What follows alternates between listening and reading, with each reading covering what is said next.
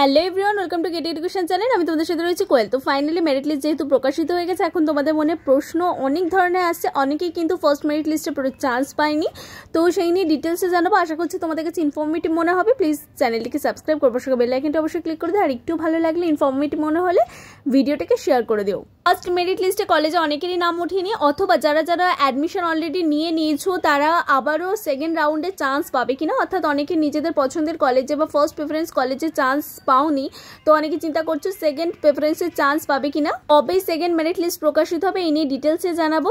যেটা অ্যালটমেন্টে দেওয়া রয়েছে যে be careful if you are allotted a seat and don't take admission within due time, অর্থাৎ যে টাইমটা দেওয়া থাকবে সেই টাইমের মধ্যে যদি তুমি টেক অ্যাডমিশন অর্থাৎ অ্যাডমিশন না নাও, তাহলে you will not be allowed to take admission further in this process, অর্থাৎ এই প্রসেসে তুমি নেক্সট টাইম কিন্তু আর চান্স পাবে না। তাই প্রত্যেকেই বলবো, তোমাদের যাদের যাদের মেরিট লিস্টে অলরেডি নাম উঠে গেছে, সেটা যে প্রেফারেন্সই হোক না কেন, ফার্স্ট প্রেফারেন্স তো অবভিয়াসলি তোমাদের পছন্দের, কিন্তু সেকেন্ড থার্ড ফোর্থ যে প্রেফারেন্সই হোক না কেন, প্রত্যেকটা প্রেফারেন্সেই যাদের নাম উঠুক প্রত্যেকেই কিন্তু অ্যাডমিশন নিয়ে নিও, কারণ সেকেন্ড টাইম কিন্তু তোমরা আর অটো আপগ্রেডেশন করতে পারবে না। ফার্স্ট মেরিট লিস্টে তোমাদের যাদের যাদের নাম উঠেছে এবং যে কলেজে নাম উঠুক না কেন, তোমাদের যদি সেটা অতটাও পছন্দ না হয়, তাহলে তোমরা অটো আপগ্রেডেশন এই অপশনটিকে অন করে তোমরা অ্যাডমিশন হয়ে যাবে। অটো আপগ্রেডেশন অন করলে তোমরা নেক্সট টাইম যখন সেকেন্ড মেরিট লিস্ট প্রকাশিত হবে, তখন কিন্তু তোমরা আবারও কলেজে চান্স পেতে পারো। তোমাদের নিজেদের প্রেফারেন্স ফার্স্ট প্রেফারেন্সে যে কলেজ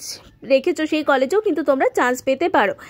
ফার্স্ট মেরিট লিস্টের যে অ্যাডমিশন সেটার ডেট রয়েছে 18 জুলাই, অর্থাৎ 18 জুলাই 11:59 পর্যন্ত তোমরা এখানে অ্যাপ্লাই করতে পারবে। তো তোমরা যারা যারা এখনো পর্যন্ত মেরিট লিস্টে তোমরা যারা অ্যাডমিশন নাওনি, তারা ফার্স্ট মেরিট লিস্টে অ্যাডমিশন নিয়ে নিও। নেক্সট হচ্ছে ফেজ 2। তোমরা অনেকে অপেক্ষা করছো যে সেকেন্ড মেরিট লিস্ট কবে প্রকাশিত হবে। তো তোমাদের সেকেন্ড মেরিট লিস্ট প্রকাশিত হবে 23 জুলাই, যেটা তোমাদের সিট সংখ্যা অনুযায়ী এখানে সেকেন্ড মেরিট লিস্ট প্রকাশিত হবে। আর তোমরা অনেকেই চিন্তা করছো এখনো পর্যন্ত তোমাদের অনেকের কলেজে নাম ওঠেনি, কাদের কাদের কলেজে নাম ওঠেনি কমেন্ট সেকশনে কমেন্ট করে জানিও। তো তোমাদের আশা করছি সেকেন্ড মেরিট লিস্টে কিন্তু তোমাদের অতি অবশ্যই নাম উঠবে, তোমরা একদম নিশ্চিন্তে থাকো, কোনো না কোনো কলেজে কিন্তু তোমরা চান্স পাবেই। এবার অনেকেই ভাবছো যে তোমাদের ফার্স্ট প্রেফারেন্স কলেজ নাম উঠেনি এবং সেকেন্ড বা থার্ড প্রেফারেন্স কলেজে নাম উঠেছে, তাহলে তোমরা কি অ্যাডমিশন নেবে? তো ফার্স্টেই বললাম হ্যাঁ, অ্যাডমিশন নিয়ে নেবে। আবার অনেকে এরকম করেছো, তোমরা ঠিকঠাকভাবে সাজাতে পারোনি নিজেদের কলেজটা, ফার্স্ট প্রেফারেন্স যে কলেজ রেখেছো সেটা তোমার অতটা পছন্দ না, তোমার সেকেন্ড প্রেফারেন্সটা একটু বেশিই পছন্দ, কিন্তু তোমার নাম উঠে গেছে ফার্স্ট প্রেফারেন্সে, কিন্তু তোমাকে অ্যাডমিশন হতেই হবে। এখানে লিখিয়ে দেওয়া রয়েছে be careful if you are allotted a seat, যদি তুমি কোনো সিটের জন্য অ্যালোটেড হয়ে থাকো কোনো কলেজে, তোমাকে অ্যাডমিশন নিয়ে নিতেই হবে, না হলে নেক্সট টাইম কিন্তু তুমি আর চান্স পাবে না।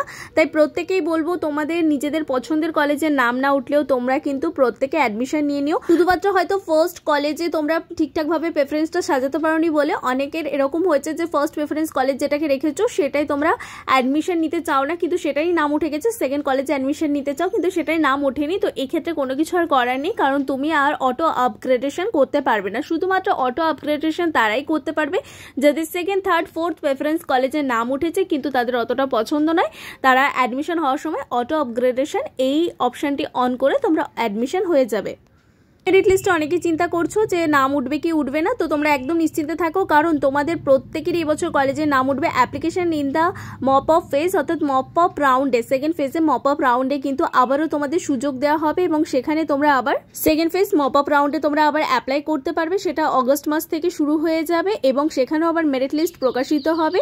তাই এই নিয়ে একদম নিশ্চিন্তে থাকো, যারা অনেক টেনশন করছো যে যাদের এখনো পর্যন্ত কলেজে কোনো কলেজেই তোমাদের নাম উঠলো না, তো তোমাদের জন্য আবারও মপ আপ রাউন্ড হবে এবং সেই সেকেন্ড ফেজে কিন্তু তোমাদের অতি অবশ্যই নাম উঠবে এবং সেটা অতি অবশ্যই কলেজ ডিপেন্ড করবে কলেজের ওপর, যে কলেজের সিট সংখ্যা যেমন থাকবে সেই অনুযায়ী কিন্তু মপ আপ রাউন্ড হবে। কিন্তু এখন যারা ভাবছো যে মপ আপ রাউন্ডের জন্য ওয়েট করবে, তারা একদমই করো না, কারণ তখন সিট সংখ্যা অনেকটাই যেহেতু কমতে থাকবে, সেহেতু কিন্তু তখন আরও চান্স পাওয়া কঠিন হবে।